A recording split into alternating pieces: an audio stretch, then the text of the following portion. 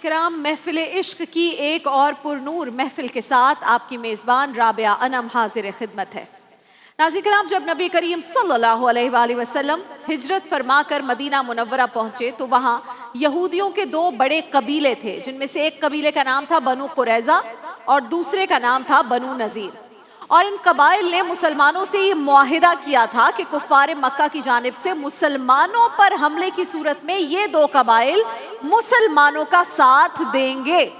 لیکن انہوں نے ہمیشہ اپنے اس معاہدے کی، اس وعدے کی خلاف ورزی کی، بلکہ جب بھی مسلمانوں پر حملہ ہوا تو ہمیشہ چوری چھپے مشرکین مکہ کو سپورٹ کیا کرتے تھے۔ اب رسول اللہ وہ تو رحمت للعالمین ہے، آپ نے ہمیشہ درگزر سے کام لیا، اگنور کیا، لیکن جب غزوہ خندق میں بھی یہودی قبائل بالخصوص بنو قریظہ نے معاہدے کی برخلاف جا کر کافروں کا ساتھ دیا تو نبی پاک صلی اللہ علیہ وآلہ وسلم نے فرمایا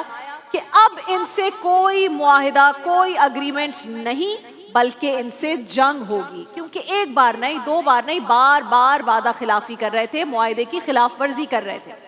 غزوہ خندق میں مسلمانوں کی فتح کی خبر سن کر بنو قریظہ کے اب ہوش اڑ گئے، اب تو یہ فاتح بن کر واپس آ رہے ہیں، اور اب جو وعدہ خلافی کی تھی اس پر اپنے عبرتناک انجام سے خوفزدہ ہو کر انہوں نے خود کو ایک قلعے کے اندر محصور کر لیا۔ 55 دن 55 ڈیز وہ اسی طرح قلعے میں محصور رہے، خود اپنے آپ کو بند کیا ہوا ہے خوف کے مارے، لیکن آخرکار اب ان کی ہمت جواب دے گئی اور انہوں نے نبی کریم صلی اللہ علیہ وآلہ وسلم کو ایک پیغام بھجوایا، میسج بھجوایا کہ آپ ابو لبابہ رضی اللہ تعالیٰ عنہ کو ہمارے پاس بھیجیں تاکہ ہم ان سے مشورہ کر سکیں۔ بنو قریظہ نے مشورے کے لیے خاص طور پر حضرت ابو لبابہ کا نام اس لیے تجویز کیا تھا کیونکہ ان کا تعلق قبیلہ بنو اوس تھا، اس سے تھا، اور بنو قریظہ اور بنو اوس کے بہت پرانے دیرینہ تعلقات چلے آ رہے تھے۔ تو حضرت رفاعہ بن عبد المنذر ابو لبابہ رضی اللہ تعالیٰ عنہ کا شمار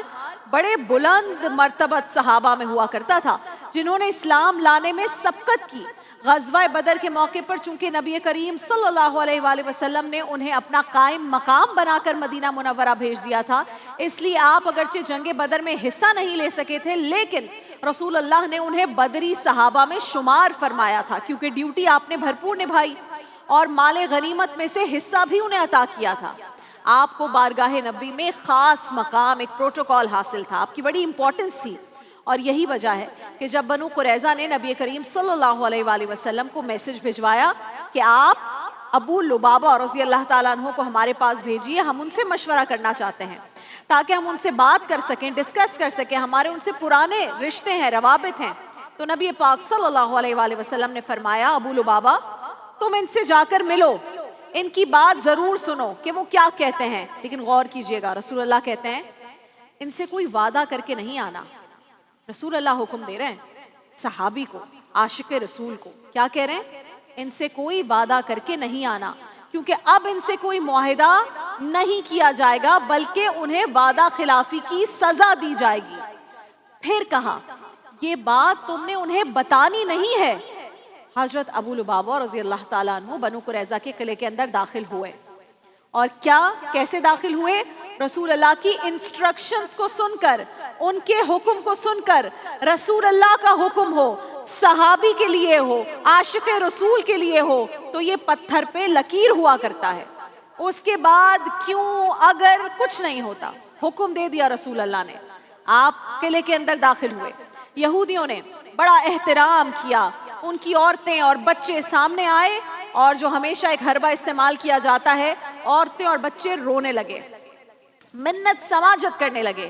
کہ ہم سب سے بڑی بھول ہو گئی، ہمارے بڑوں سے بہت بھول ہو گئی، ہمیں ایک موقع اور دلوا دیں۔